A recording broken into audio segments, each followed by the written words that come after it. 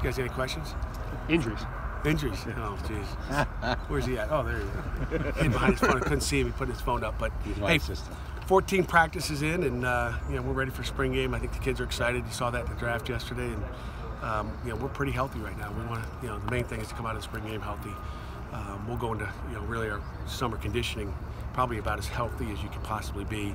We got some guys dinged up, but nothing serious, and we want to keep it that way.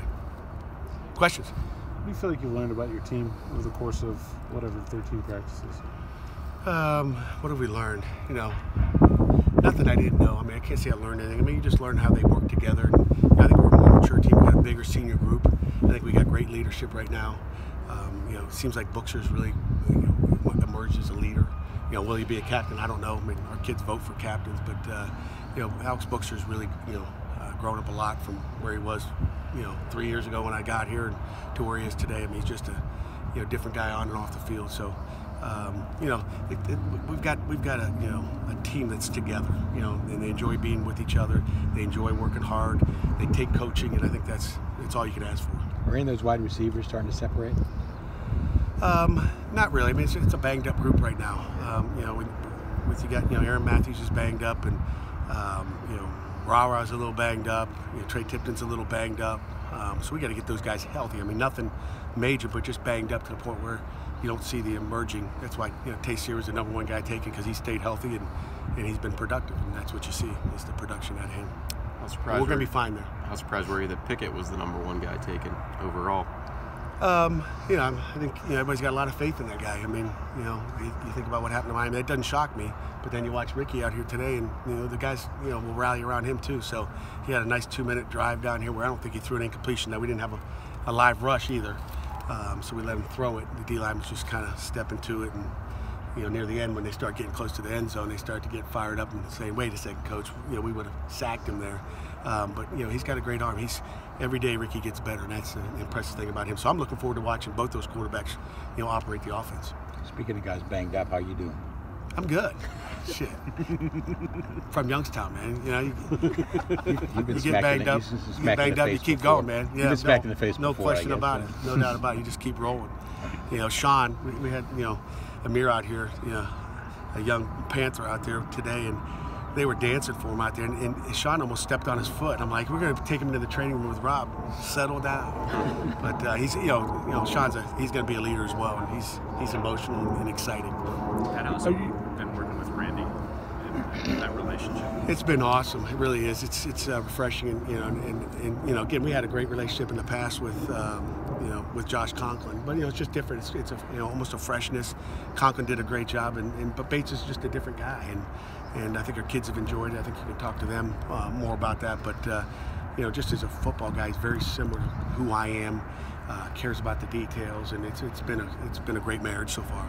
Over these past few weeks, Pat, what do you feel like you've seen?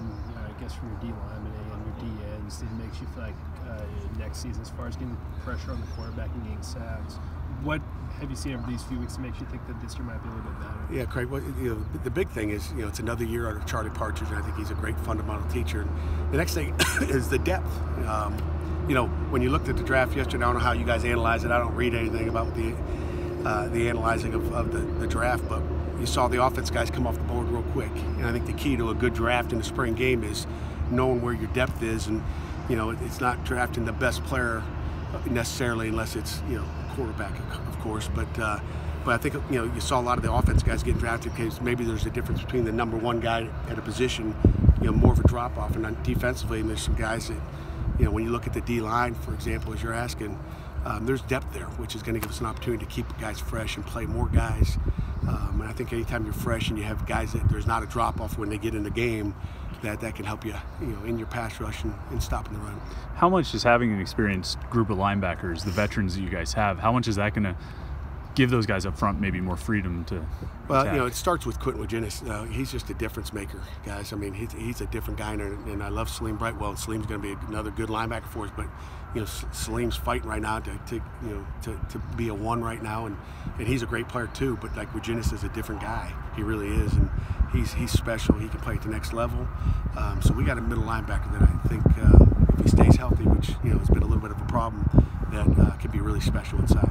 I just mean as far as You know, D linemen have talked about taking more risks and feeling like they can do that because they have linebackers behind them. They use the word fix. They feel like the linebackers could fix them. How much does that kind of work together, I guess? You know, that's really our defense. So that really hasn't changed, but it's the guys that will fix it and make it right. That, you know, it's the guy making a play.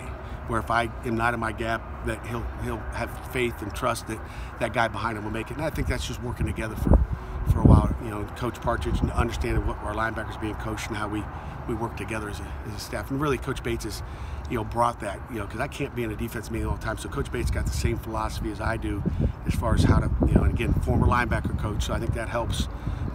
You know, and Coach Conklin was a DB guy more than a linebacker guy. So it's like when I'm not there, same things are getting emphasized. And I think that's, you know, really where you hear about maybe the D-line and linebackers, even the safeties fixing the linebackers. I mean, I think they all work together.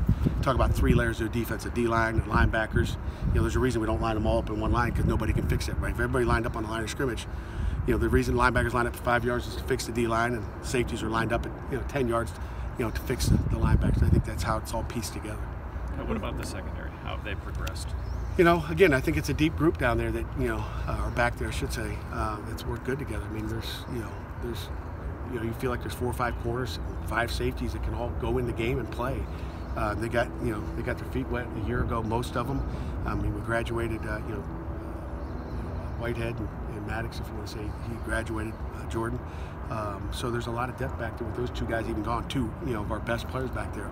But they've, you know, gelled well together. Coach Sanders and Coach Collins have done a great job, you know, mentoring them through the spring. What have you seen from Kenny Pickett this spring as far as just being a guy that's a leader and kind of in charge of that offense? I think it's mainly the confidence in him knowing now he is the guy to move forward. So I think, you know, you go into, you know, this post-spring ball where it's, you know, it's his offense and his team as far as, you know, it goes. And I mean, our quarterback better be a leader. And, I think, you know, what you see mostly is the confidence, you know, that he has in what he's doing, and also, you know, the confidence our football team has in him.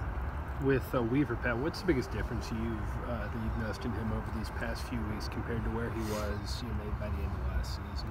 You know, he's come a long way in a couple of years, but, you know, it's really, you know, it comes down to confidence and knowing what you're doing. I mean, you know, you sit there and sit in meetings and you feel like you know what you're doing, but, you know, every year, you know, there's a reason we practice and meet and focus on the details. He has more knowledge of what he's really doing and how it works, and, you know, and obviously he's bigger and he's faster and he's stronger, but he's also more confident and sure of what he's doing. I think that's the main thing. And confidence is big. You better, you know, the more confidence you have and the more you walk out there. I mean, sometimes there's a difference between knowing exactly what you're doing but being able to do it really fast, and he's now playing really fast, and there's not big questions about, oh, I thought I was supposed to be here. I mean, there's a lot of things that go, you know, on offensively, you know, that you have to deal with as a defensive end, and he understands it. So he's playing at a higher level and faster. Any final question? He says he doesn't want the veggie tray at all, Weaver. That's Said good. He wants the steak and lobster. See, our cooks are so good. I mean, Kevin. Do they make them up there, these steak and lobsters? Oh yeah, Or yeah. I didn't. Sure, I'm learning. I'm learning as a head. Or something. No, it's Kevin. Kevin does it, and, you know, it's been a steak and lobster, you know, hot dogs or wieners and beans, but the cooking that they do over there is incredible. I can't, you know, tell you how. You know, that's a major tool that we have that I don't think anybody else in the country has, and he's made them too good. So I've got to switch it. They like the beans in the hot dogs. Matter of fact, it's kind of, you know, we try to eat healthy here, and that's kind of unhealthy, I guess, a little bit. So they wanted that. So I was like, well, they ain't getting what they want. You know, you lose, you're going to pay, and you're going to eat more veggies. So I think they'll be a little bit more miserable eating some veggies. So I guess we're still working on the menu. Yeah, for the fans that come out Saturday at 1, what are they going to see from your team? You know, I think they're going to see some different players out there. I mean, whether it's the 2 quarterbacks. I mean, everybody saw Kenny, you know, against Miami, but what else? You know, where is he now? You know, they're going to see, you know, another quarterback in Ricky Town, who I think is going to be a really good player. He just keeps getting better, and but they're going to see new faces, you know, all over the field, really, and hopefully see him play at a high rate. You know, they'll be mixed up, as you guys know. There'll be some strengths and weaknesses out of both teams, and so it won't be as clean as we want. But, you know, important thing is to have fun that day. Thanks for your time.